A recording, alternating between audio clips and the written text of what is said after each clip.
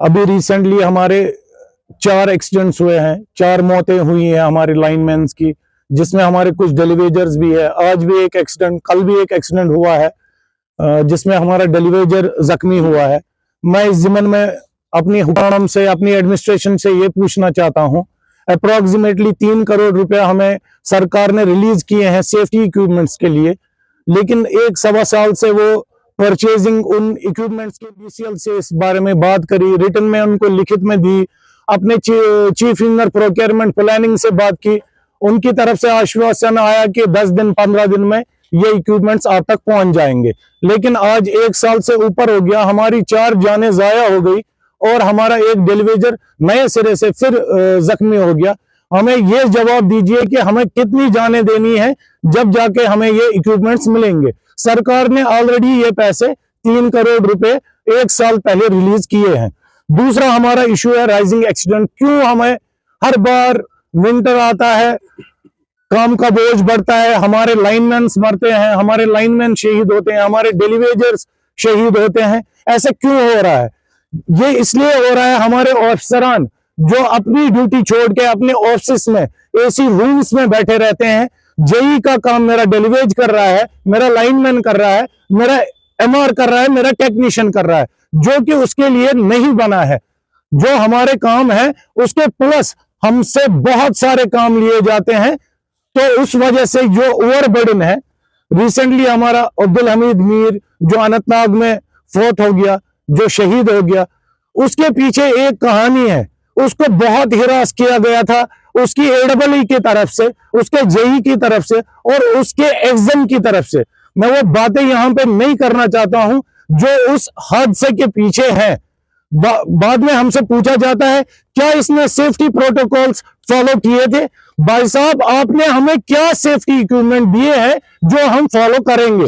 और उसके बरक्स जो आप हमें हिरास करते हो, हम छोटे मुलाजिम को तंग करते हो, वो हमारे दिमाग में दिन भर घूमता रहता है। इस वजह से सबसे ज्यादा एक्सीडेंट्स होते हैं बिजली डिपार्टमेंट में। हमारी प्रमोशनें, मरते हमारे लाइनमैन हैं, मरते हमारे डेलीवेजर्स हैं, मरते हमारे जितने भी नॉन एग्जीक्यूटिव स्टाफ है वो मरते हैं, लेकिन प्रमोशन हमारे क्लर्क के लिए, हमारे इंजीनियर के लिए जो ऑफिस में बैठे हैं, जिनके पास ये पावर है कि वो अपनी प्रमोशन खुद करे। 20-20, 30-30 साल से हमारे लाइनमैन काम कर रहे हैं डिपार्टमेंट में, हमारे डेलीवेजर्स काम कर रहे हैं डिपार्टमेंट में। ना उनकी रेगुलराइजेशन कहीं पे है, ना उनके वेजेस कहीं पे है, ना इन लाइनमैनों या जो नीचे इंस्पेक्टर टेक्नीशियन है इनकी प्रमोशन कहीं पे है। हम चीफ इंजीनियर एमडी साहब से रिक्वेस्ट करते हैं, तब तक आप न तो कोई फंक्शनल या नॉन फंक्शनल प्रमोशन हमारे डिपार्टमेंट में कीजिए, जब तक ये जो डिपार्टमेंट चला रहे हैं, ये जो एग्जीक्यूटिव स्टाफ डिपार्टमेंट चला रहा है, जब तक इनकी प्रमोशन नहीं हो। हमने बारहा अपने हुकूमत से भी, अपनी पीडीडी एडमिनिस्ट्रेशन से रिक्वेस्ट करी थी। हमारा एक वेलफेयर चल रहा था जिसको 2022 में स्क्रब किया गया। हमारे 22 करोड़ या 23 करोड़ अप्रोक्सीमेटली उनके पास है, जो हमें आज तक नहीं मिले, ना उसका हिसाब मिला। हाँ, रिसेंटली एक उन्होंने नए सिरे से वेलफेयर के लिए अप्रोच किया था, मगर उसके लिए भी अभी तक अप्रूवल नहीं आई है। पूरे मुल्क में एक पॉलिसी चल रही है, हेल्थ पॉलिसी, उसमें टीचर्स भी आते हैं, हर तबके के लोग आते हैं, लेकिन जो रिस्क में काम करते हैं पीडीडी डिपार्टमेंट, ये नहीं आते हैं, न ये कर सकते हैं। हम उनसे ये भी कहते हैं हम प्रीमियम खुद देंगे, लेकिन जब आप ग्रुप इंश्योरेंस करोगे तो हमारा प्रीमियम कम हो जाएगा, अब तो बर्डन नहीं पड़ेगा। लेकिन बदकिस्मती हम लोगों की कि हमारी बात अभी तक कोई नहीं सुन रहा है। हमने अपने चीफ मिनिस्टर से भी बारहा गुजारिश की थी, शायद उन तक हमारी आवाज नहीं पहुंच रही है। जो आपका कौम नीचे आपके लिए लड़ रहा है, आपका सिस्टम चला रहा है, उसकी हमारी आवाज सुनी नहीं जा रही है। और हमने इसी ज़िमन में सैटरडे को 27 तारीख बरोज सैटरडे हमने चीफ ऑफिस चलो रखा है। सारे मुलाजिमों से, जो जितने भी वैली में हमारे बिजली के मुलाजिम हैं, वो चीफ ऑफिस जाएंगे, अपने चीफ साहब और एमडी साहब को एक मेमोरेंडम याददाश्त पेश करेंगे, क्योंकि वो भूल चुके हैं नीचे हमारे लोग काम कर रहे हैं। देखिए, हमने प्रिंसिपल सेक्रेटरी को भी इंटीमेट किया है पहले ही, इससे पहले 10-15 दिन या 20 दिन पहले इंटीमेट करा था इस बारे में, जो कि रिगार्डिंग हमारी प्रमोशंस है। अगर चीफ साहब और एमडी साहब ने इस जिमन में कोई भी चीज मतलब एग्जीक्यूटिव स्टाफ को नेग्लेक्ट किया, भूल गए और बाकी सबकी प्रमोशन करी, तो हम इस चीज को आगे बढ़ाएंगे किसी भी सूरत में। देखिए, डेलीवेजर तो करीबन 12,000 है, जिसमें हमारी एडमिनिस्ट्रेशन ने 6,200 का एक्सेप्ट किया है और 6,000 ऐसे हैं जिनको वेजेस भी नहीं मिल रहे हैं, लेकिन हमारे डिपार्टमेंट में वो काम कर रहे हैं बिना वेजेस के, एक बंधुआ मजदूर की तरह।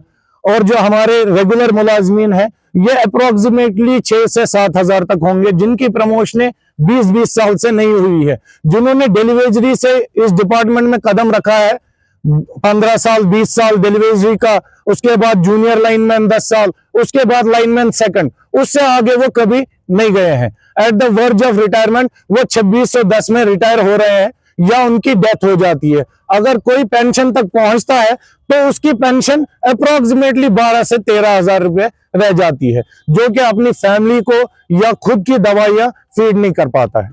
जी, पहले तो हम तो कभी भी गवर्नर साहब से नहीं मिले, बजरिए मीडिया उनसे बात मतलब अपनी बात पहुंचाई।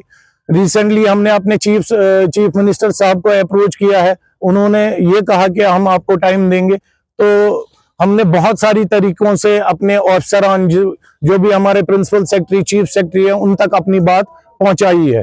देखिए, सेफ्टी इक्विपमेंट्स, ये वो सेफ्टी इक्विपमेंट्स टीएनपी आइटम आते हैं जो 3 महीने 6 महीने के बाद खराब हो जाते हैं। अभी तक मेरी नॉलेज में जितना है, जो मैंने एज प्रेसिडेंट कंफर्म किया, किसी भी स्टोर में कोई सेफ्टी इक्विपमेंट अवेलेबल नहीं है। अगर होगा वो होगा हेलमेट, लेकिन हमें इस चीज के लिए बहुत सारी चीजें चाहिए और वो भी स्टैंडर्ड। जो आपने वेलफेयर के बारे में पूछा, जो 3 लाख रुपए निकलते थे, वो हमारे अपने सैलरी से सारे मुलाजिम कंट्रीब्यूट करते थे, जिसमें एग्जीक्यूटिव स्टाफ भी था, क्लर्कल स्टाफ भी था और इंजीनियर स्टाफ भी था। वो कंट्रीब्यूट करके अपने मुलाजिमों में बांट देते थे। 2022 में उसको स्क्रैप गवर्नमेंट की तरफ से बंद कर दिया गया और जो वो बचा हुआ पैसा है वो डिपार्टमेंट के पास है, उसका कोई अभी तक हमें हिसाब नहीं मिला है। देखिए, 1981 में 381 एक रूल बना था जिसमें हम सब फॉल होते हैं, लेकिन बदकिस्मती से ये जो एग्जीक्यूटिव स्टाफ, जो लाइन स्टाफ है, नीचे दर्जे पे काम करता है, बिना ऑफिस के काम करता है, जो लोगों को सर्व करता है, उनके लिए रूल से वो शायद निकाल दिया गया है, डिलीट कर दिया गया है प्रमोशन का वर्ड। अब जो प्रमोशन रह गई है वो ऑफिस में बैठे हुए लोगों के लिए है, क्योंकि वो उनके ही हाथ में है कि किसकी प्रमोशन कब करनी है। अपनी प्रमोशन कब करनी है, जो हमारे साथ SRO 43 में लगा है मिनिस्टेरियन ग्रेड में, उसकी 3 साल बाद प्रमोशन होती है। जो मेरे साथ लगा है वो आज SO है, मैं वहीं का वहीं लाइनमैन का लाइनमैन ही हूँ। देखिए, हमारे ये जो 2-3 इश्यूज हैं, बर्निंग इश्यूज हैं, एक हमारे सेफ्टी इक्विपमेंट्स है, अगर हमें ये नहीं मिलते हैं तो हम इस कॉल को बढ़ाएंगे।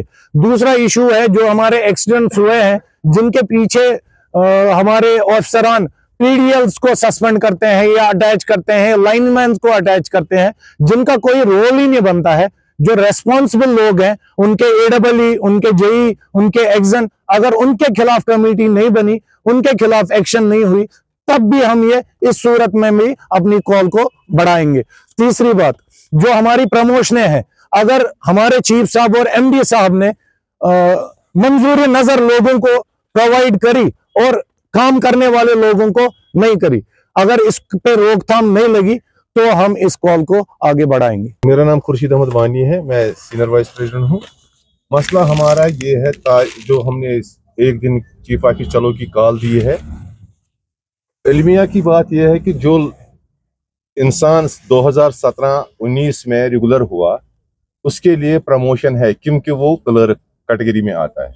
लेकिन जो लाइनमैन 1994 में रेगुलर हुआ, इल्मिया है ये 94 में जो रेगुलर हुआ, उसके लिए प्रमोशन नहीं है। अगर ये मसला हल नहीं हुआ, जो हमने एक दिन चीफ ऑफिस की कॉल दी है, उसको हम बढ़ाएंगे। हम pen down tool down strike करेंगे। जो हमने 27 तारीख बरोज बटवार शनिचरवार चीफ ऑफिस चलो की कॉल दी है, उसमें मेन मुद्दा और मकसद है, एक तो हमारे सेफ्टी इक्विपमेंट्स दूसरा, जो हमें 2610 का ग्रेड है और 350 का ग्रेड है, अगर उसको प्रमोशन नहीं हुई, ना हम किसी को प्रमोशन होने देंगे, ना हम कुछ और करने देंगे।